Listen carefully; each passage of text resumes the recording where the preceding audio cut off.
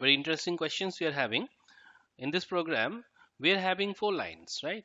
Int a equal to 5. This is the first line, that is the initialization of a. Then after a equal to within bracket 1 comma 2 comma 3. Then after this is a print statement, and that is the return value. We have to find out the options. What would be the output? We are having the options 1, 2, 3 and 5. Now are coming down the explanations. Well, what would be the output? Main confusion is coming down in this line only, right? So in this line, a is assigned 1 comma 2 comma 3.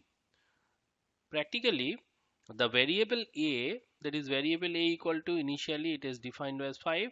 Very good. But in the second line, when you have assigned 1 comma 2 comma 3, that means we are trying to assign 1 first, then again 2, then again 3.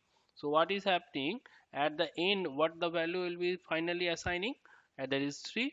So final value of the a would be 3, right? So now just going to run the code in the compiler. See, just I'm going to compile this one. Just I'm executing.